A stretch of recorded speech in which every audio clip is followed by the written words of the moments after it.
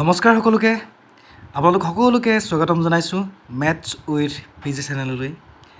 আজিৰ ভিডিঅ'ত আমি অত্যন্ত ৰোমাঞ্চকৰ এটি বিষয়ত আলোচনা কৰিম আৰু সেই বিষয়টোৱে হৈছে সংখ্যা। সংখ্যা আমাৰ জীৱনৰ প্ৰতিটো ক্ষেত্ৰতে গুৰুত্বপূৰ্ণ। হাট বজাৰ, ক্ৰিকেট, বিজ্ঞান, গণিত সকলোতে সংখ্যা। এতিয়া প্ৰথম প্ৰশ্ন হ'ব যে সংখ্যা বুলিলেনো আমি কি বুজোঁ? সংখ্যা বুলিলেনো আমি কি বুজোঁ? এতিয়া সংখ্যা হৈছে কি, আমি যেতিয়া গণনা কৰিবৰ কাৰণে, কিবা এটা জুখিবৰ কাৰণে আমি বা প্ৰথম, দ্বিতীয়, তৃতীয় আমি যেনেকৈ যে আমি ধৰক ক্ৰম প্ৰকাশ কৰোঁ, তো তেনেকুৱা ক্ষেত্ৰত আমি কি ব্যৱহাৰ কৰোঁ? সংখ্যা ব্যৱহাৰ কৰোঁ। তাৰ অৰ্থাৎ আমি যদি তাক সংখ্যাৰ ৰূপত যদি আমি ক'বলৈ যাওঁ যে সংখ্যা কি, তেনেহ'লে তাৰ উত্তৰটো হ'ব কি? সংখ্যা কি? মই প্ৰথমতে প্ৰশ্নটো লিখি দিছোঁ, সংখ্যা কি? তাৰ সংজ্ঞাটো হ'ব কি? সংখ্যা হৈছে গণনা, মাপ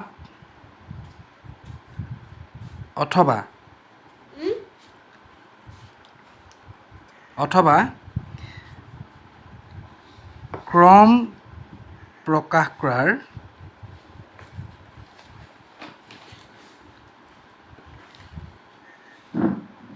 এটা মাধ্যম।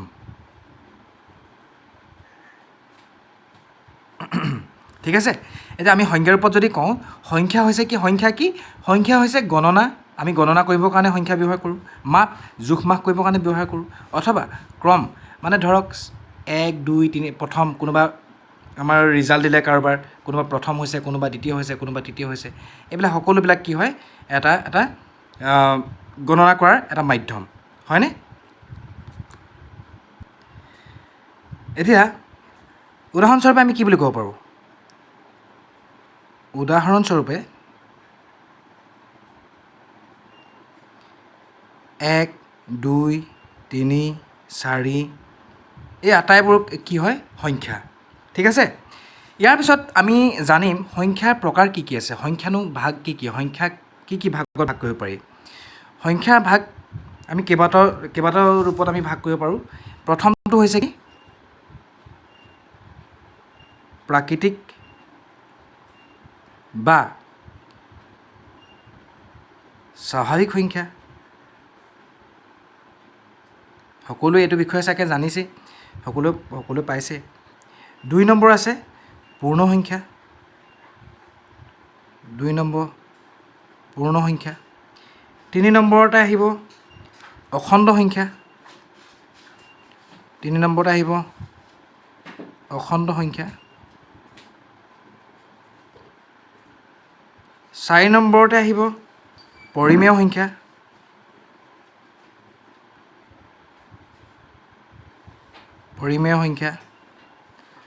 5 নম্বৰতে আহিব অপৰিমেয় সংখ্যা।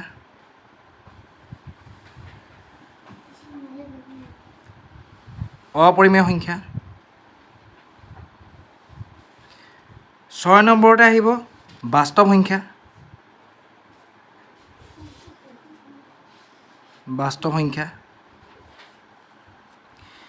এই 6টা ভাগত বিশেষভাৱে আমি ভাগ কৰিব পাৰোঁ।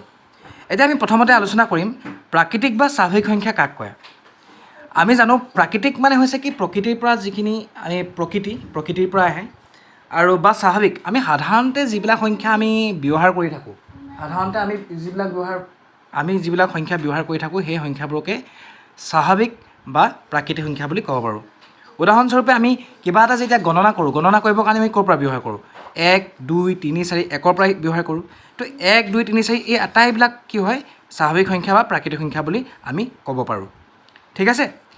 তাৰপিছত আহিলে 2 নম্বৰ পূৰ্ণ সংখ্যা। পূৰ্ণ সংখ্যা কাক ক'ব? এতিয়া চাওক 1, 2, 3, 4 এই সংখ্যাবিলাক যেতিয়া আমি লিখি গৈ থকাৰ পিছত এটা পৰ্যায়ত আমি কি পামগৈ? 4, 5, 6, 7, 8, 9।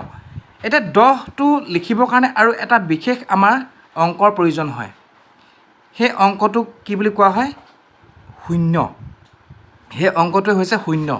আৰু সেই শূন্য নোহোৱাকৈ আমি এই 10 যিটো সংখ্যা এই সংখ্যাটো আমি লিখিব নোৱাৰোঁ গতিকে অকল 10 বুলিয়ে নহয় ইয়াৰ পিছত আহিব কি 10 20 30 এইবিলাক আটাইবিলাক সংখ্যা আমি লিখিবৰ কাৰণে আমাক কিহৰ প্ৰয়োজন হয় শূন্যৰ প্ৰয়োজন হয় গতিকে আমাক পূৰ্ণ সংখ্যা লিখিব সম্পূৰ্ণ হ'বলৈ এই সংখ্যাবিলাক সম্পূৰ্ণ হ'বৰ কাৰণে আৰু এটা অংকৰ প্ৰয়োজন হ'ব সেই সংখ্যাটো হৈছে কি সেই অংকটো হৈছে কি শূন্য তো শূন্যৰ অবিহনে আমি গোটেই সংখ্যাবোৰ আমি লিখি শেষ কৰিব নোৱাৰোঁ গতিকে শূন্যৰ সৈতে আমি যদি গোটেই স্বাভাৱিক সংখ্যাখিনিক একেলগতে আমি লৈ লওঁ তেতিয়াহ'লে এই গোটেই সংখ্যাখিনিক আমি কি বুলি ক'ব পাৰোঁ 0 1 2 3 4 5 6 7 8 9 10 এইখিনি গোটেই সংখ্যাবিলাকক আমি একেলগতে কি বুলি ক'ব পাৰোঁ পূৰ্ণ সংখ্যা বুলি ক'ব পাৰোঁ তাৰপিছতে আহিলে অখণ্ড সংখ্যা অখণ্ড সংখ্যা কাক ক'ব অখণ্ড সংখ্যা হ'বলৈ হ'লে এনেই আমি শব্দটো আমি যদি চাওঁ অখণ্ড মানে হৈছে কি যাক খণ্ড খণ্ড কৰি ভাগ কৰিব নোৱাৰি অখণ্ড তেনে সংখ্যাবোৰক আমি কি বুলি কোৱা অখণ্ড সংখ্যা বুলি ক'ব পাৰোঁ মই এই শব্দটোৰ ওপৰতে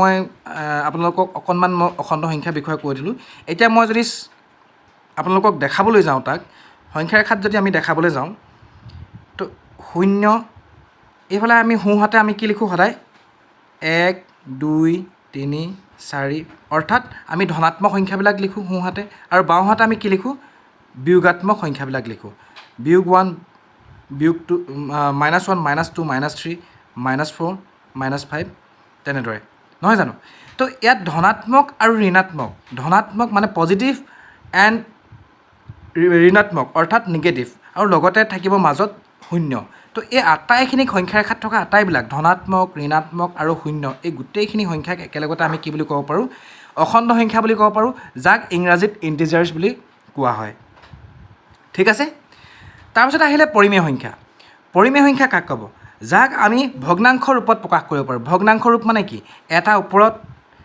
ধৰক এটা ওপৰত আৰু এটা তলত লিখিলোঁ তো এইটো হৈছে ভগ্নাংশ ৰূপ হয়নে যাক p/q আকাৰ বুলি কোৱা হয় p/q টাইপ বুলি কোৱা হয় p/q টাইপ বুলি কোৱা হয় তো এনেধৰণৰ সংখ্যাবিলাকক পৰিমেয় সংখ্যা বুলি কোৱা হয় যাক ভগ্নাংশ ৰূপত লিখিব পাৰি সেইবিলাক সংখ্যাই হৈছে পৰিমেয় সংখ্যা তাৰপিছত আহিলে অপৰিমেয় সংখ্যা যাক আমি ভগ্নাংশ ৰূপত লিখিব নোৱাৰোঁ অৰ্থাৎ যদি বৰ্গমূলৰ ভিতৰত যদি মৌলিক সংখ্যা থাকে √2 √3 √5 এনেধৰণৰ সংখ্যাবিলাক কি বুলি ক'ব পাৰি অপৰিমেয় সংখ্যা বুলি আমি ক'ব পাৰোঁ ঠিক আছে তাৰপিছত আহিলে 6 নম্বৰ বাস্তৱ সংখ্যা বুলি ক'বলৈ হ'লে আমাৰ ধনাত্মক আৰু ঋণাত্মক অৰ্থাৎ ধনাত্মক আৰু ঋণাত্মক নহয় পৰিমেয় আৰু অপৰিমেয় বাস্তৱ সংখ্যাত কি থাকে পৰিমেয় আৰু অপৰিমেয় এই আটাইবোৰ সংখ্যাক আমি একেলগতে আমি কি বুলি ক'ব পাৰোঁ বাস্তৱ সংখ্যা বুলি ক'ব পাৰোঁ পৰিমেয় আৰু অপৰিমেয় গোটেইখিনি লগ লাগি কি সংখ্যাৰ সৃষ্টি হয় বাস্তৱ সংখ্যাৰ সৃষ্টি হয় গতিকে এইখিনিৰ ওপৰত আপোনালোকক এটা চমু আভাস দিলোঁ প্ৰাকৃতিক সংখ্যা কাক কয় পূৰ্ণ সংখ্যা কাক কয় অখণ্ড সংখ্যা কাক কয় পৰিমেয় সংখ্যা কাক কয় অপৰিমেয় সংখ্যা কাক কয় বাস্তৱ সংখ্যা কাক কয় এইখিনিয়ে যথেষ্ট নহয় জাষ্ট মই এইখিনিৰ ওপৰত সম্যক এটি আভাসহে মই দিবৰ কাৰণে চেষ্টা কৰিছোঁ আৰু যদি ইয়াতকৈ বেছিকৈ আপোনালোকক প্ৰয়োজন হয় আপোনালোকে যদি প্ৰয়োজন বোধ কৰে তেনেহ'লে আপোনালোকে কমেণ্ট বক্সত মোক জনাব মই ইয়াৰ ওপৰত নিশ্চয় ভিডিঅ' বনাবৰ কাৰণে চেষ্টা কৰিম ইয়াৰ পিছতে আমি চাবলৈ যাওঁ দৈনন্দিন জীৱনত আমাৰ সংখ্যা ব্যৱহাৰ কেনেধৰণে হয় আমি যদি মন কৰোঁ তেতিয়াহ'লে আমি কি হয় আমি শুই উঠি আমি যেতিয়া মোবাইলটো চাওঁ মোবাইলটোত আমি চাওঁ শুই উঠা আমি যেতিয়া টোপনিৰ পৰা সাৰ পাওঁ তেতিয়া আমি কি চাওঁ মোবাইলটোৱে চাওঁ হয় নহয় বাৰু আজিকালিতো সেইটো আমাৰ কমন হৈ গ'ল মোবাইলটো চাওঁ মোবাইলটোত আমি কি চাওঁ যে কেইটা বাজিছে হয়নে তাৰমানে অৰ্থাৎ কেইটা বাজিছে মানে আমি কি চাইছোঁ সময় চাইছোঁ তাৰমানে সময় ক'বলৈ হ'লে আমি কি ব্যৱহাৰ কৰোঁ সংখ্যা ব্যৱহাৰ কৰোঁ তাৰপিছত আমি ক'ৰবালৈ গৈছোঁ আমি ধৰক ক'ৰবালৈ চহৰলৈ ওলাই গৈছোঁ বা বিদ্যালয়লৈ ওলাই গৈছোঁ অফিচলৈ ওলাই গৈছোঁ তো ওলাই যেতিয়া যাওঁ ওলাই যাওঁতে আমি তাত কি কৰোঁ দূৰত্ব নিয়ন্ত্ৰণ মই বোলে স্কুললৈ কিমান দূৰ যাব লাগিব 1 কিলোমিটাৰ দূৰ যাব লাগিব গতিকে মই সোনকালে ভাত পানী খাই মই আজৰি হ'ব লাগে বা মই অফিচলৈ যাব লাগিব মই সোনকালে ভাত পানী খাই আজৰি হ'লে বা মই ব্ৰেকফাষ্ট কৰি মানে ৰেডি হৈ থাকিব লাগিব তো আমি দূৰত্ব নিৰ্ণয় কৰিবৰ কাৰণে আমি কি কৰোঁ 1 কিলোমিটাৰ 2 কিলোমিটাৰ 3 কিলোমিটাৰ আমি কি কৰোঁ সংখ্যাৰ ব্যৱহাৰ কৰোঁ তাৰপিছত আৰু এটা অত্যন্ত আমাৰ গুৰুত্বপূৰ্ণ হৈছে কি দূৰত্ব হাট বজাৰত দাম গণিবলৈ এতিয়া হাট বজাৰ বুলি ক'লে হ'লে আমি বজাৰত আমি কি কৰোঁ যেতিয়া আমি বজাৰলৈ যাওঁ বজাৰলৈ গ'লে বজাৰত আমি কি কৰোঁ বস্তুৰ দৰ দাম কৰোঁ বজাৰত আমি বস্তুৰ দৰ দাম কৰোঁ ধৰক কোনোবাই আমাক 20 ধৰক 1 কিলোগ্ৰাম আলুৰ দাম 20 টকা, বোলে 30 টকা 40 টকা, হয়নে? বা কাপোৰ কিনিবলৈ গ'লে কাপোৰ এটাৰ দাম আমুকটো ইমান টকা, মই কথাটো কৈছোঁ 250 টকা 500 টকা 1000 টকা। আমি কিহত ব্যৱহাৰ কৰোঁ? এইবিলাক সকলোবিলাক দাম আমি সংখ্যাত ব্যৱহাৰ কৰোঁ। তাৰপিছত যদি আমি চাওঁ খেল, আমি যদি খেল চাওঁ, খেলত কি হয়? ৰাণৰ সংখ্যা বা গ'ল। আমি ফুটবল যদি চাওঁ গ'ল হয়, বা আমি ক্ৰিকেট যদি চাওঁ আমাৰ ৰাণ হয়। তো এইবিলাক ক্ষেত্ৰতো আমি কি ব্যৱহাৰ কৰোঁ? সংখ্যা ব্যৱহাৰ কৰোঁ, নহয় জানো? তো এতিয়া মই আপোনালোকক শেষত এটি অত্যন্ত আমাৰ কি বুলি ক'ম এতিয়া, মজেদাৰ এটা তথ্য বুলি ক'ব লাগিব, যিটো আমি জনাটো খুবেই প্ৰয়োজনীয়। আচলতে আমাৰ যিমানবিলাক ডাঙৰ ডাঙৰ গণিতজ্ঞ আছিলে, গণিতজ্ঞসকল কিন্তু আমাৰ ভাৰতবৰ্ষৰে আছিলে। গতিকে সেইটো এটা আমাৰ কাৰণে এটা গৌৰৱৰ বিষয়।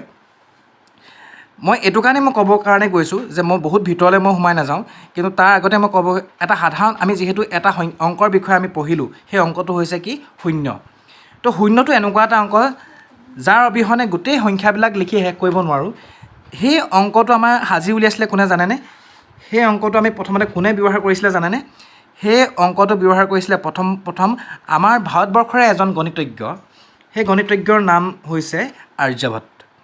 তো আৰ্যভট্ট যিজন গণিতজ্ঞ, তেখেতক আমি সঁচাকৈয়ে কিন্তু মানিব লাগিব। তেখেত আমাৰ ভাৰতবৰ্ষৰে যিহেতু এজন গণিতজ্ঞ আছিলে, তো তেখেতে আমাৰ কি কৰিছিলে? শূন্যৰ প্ৰথম ব্যৱহাৰ কৰিছিলে। গতিকে এইটো এটা আমাৰ কাৰণে এটা অত্যন্ত গৌৰৱৰ কথা নহয়নে? তো ইয়াৰ পিছত আৰু বহুতো সংখ্যাৰ ওপৰত আমি শিকিবলগীয়া আছে। এটা শূন্য হৈছে আমাৰ আৰম্ভণি, হয়নে বাৰু? শূন্যটো সদায় আমি সদায় শূন্যটো যেতিয়া আমি পাওঁ, যেতিয়া আমি শূন্য দেখোঁ, তেতিয়া আমি সদায় কেতিয়াও আমি হতাশ হ'ব নালাগে। শূন্যৰ পৰা সদায় আচলতে আৰম্ভণি হয়, হয়নে? গতিকে মই ভাবিছোঁ আমাৰ এই ভিডিঅ'টোতো আমি শূন্যটোৰ পৰাই ষ্টাৰ্ট কৰিছোঁ। গতিকে ইয়াৰ পিছত আৰু বহুত শিকিবলগীয়া আছে। গতিকে আপোনালোকক কেনেধৰণৰ ভিডিঅ' দিলে আপোনালোকে আচলতে ভাল পাব, তাৰ ওপৰত আপোনালোকে মোক কমেণ্ট বক্সত জনাব। তাৰ ওপৰত মই ভিডিঅ' বনাবৰ কাৰণে চেষ্টা কৰিম। আজি ইমানতে সামৰিছোঁ। Thank U.